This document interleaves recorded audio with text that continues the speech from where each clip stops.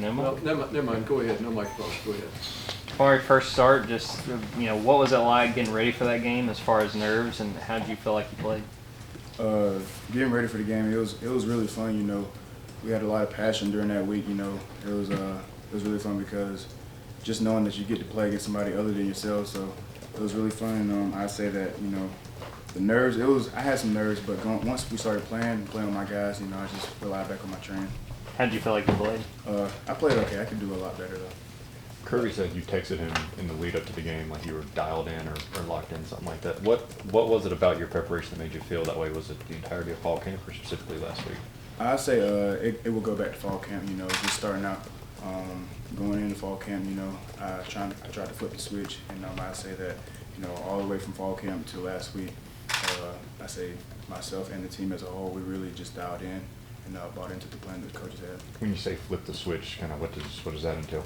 So there's stages of the season. So you have the off season, then you have spring and stuff like that. So flipping the switch from summer workouts to now it's time to play some football. Obviously, that game went about as well as it could have possibly gone. How much was that a confidence builder? I guess just validating everything you've been working on, and where do you go from here? I say from here we just got to keep finding ways to get better. We can't get complacent. It was really a confidence booster because we've been putting in a lot of hard work all off season, all summer. So to see it come to fruition, it's a good feeling. But we can't just sit on that. We got to keep getting better. Kamari, the penalty. Did you get an explanation from the official on why they threw the flag? No, sir. Oregon was going so fast that I didn't really have time to talk to the refs. I had to go to the next play. So no, sir, I didn't get an explanation. Have you talked to the coaches? Have you talked to anybody on whether you think you deserve to get penalized? No, sir. I kind of, next play mentality. We all kind of forgot about it. We went to the next thing. Go ahead, Chip. I was just going to say, you face these receivers every day. How do you feel about Georgia's receiving core? What have you seen from them in practice, and how has that translated what you've seen on the field so far? I believe we have an elite receiving core. We go against these guys every day, and they give us their best effort every day. They make me better every day at practice. So and it translates on the field. Our guys out there making plays, and it's just they're having fun. So I think that they're elite. They give us their best. We give them our best. They give us our best every day. How does Lad McConkey make you better?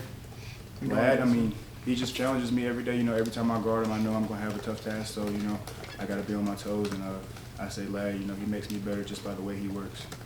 Kamari, Kirby was talking to us a while ago about C.J. Smith and Donato Morissette, kind of how those guys have kind of come on since they've gotten healthy. You had to go up against those guys at all? What have you thought about them? I think they're both two really good players. They have a lot of potential. They're two guys who really work hard, good, fast, physical players. So they're going to be really good. And you just talked about going against the receivers in practice. It's easy to kind of gauge and measure yourselves against the guys against you, but it's hard to with all the unknowns until you face another opponent. So after the Oregon game, what have you learned about your team, especially the secondary with the young guys, especially?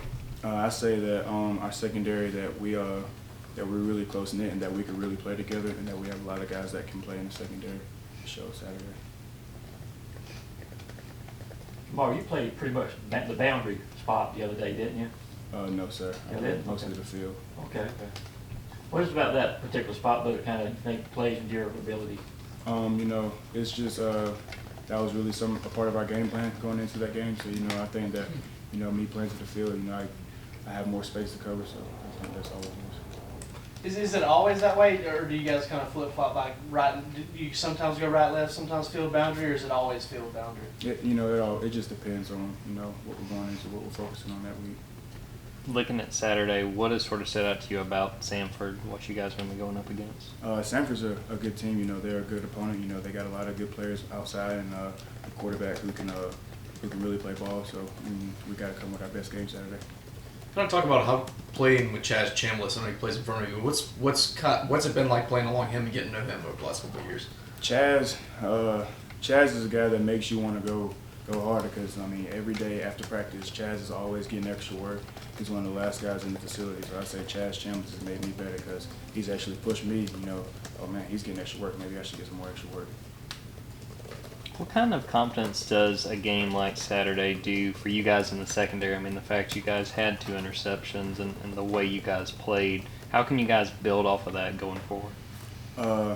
It gives us confidence, but I would say that, you know, seeing all the good we did, we have to also check in with the things that we didn't do as well. So I say going forward, we need to focus on, you know, some of our weaknesses, some of the things that we didn't do as well, and really hone in on those so that we can be the secondary that we want to be towards the end of the season.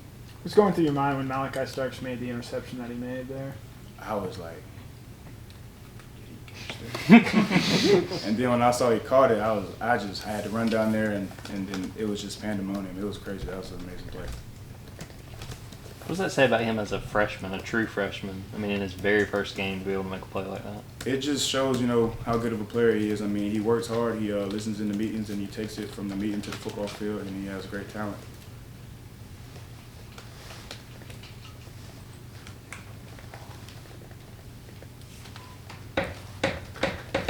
It's very easy to ride a high. Obviously, you just beat the number 11 team in the nation. But what do you tell your guys, especially in the secondary and Malachi making a big play? What do you tell them to stay locked in for this week and just prepare for the next one? That the standard never changes. Like, the standard is the standard no matter who we play. So we just got to keep getting better because we hold ourselves to a high standard. So the past is the past. We got to keep moving forward. We got another team to prepare for and go out there and go against Saturday. What can you kind of say about the second and third team defense keeping Oregon out of the end zone late in the game? You know, that's a testament. That's a testament to, you know, how we play as a unit. I mean, I would say that it doesn't matter who's out there. You know, we say that if you're out there, you're a starter. So those guys, whenever it was towards the fourth quarter, we don't like anyone in our end zone, and they held their own out there.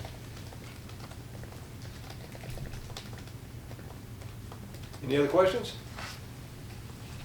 Okay, thank you. Thanks, Mark. Okay.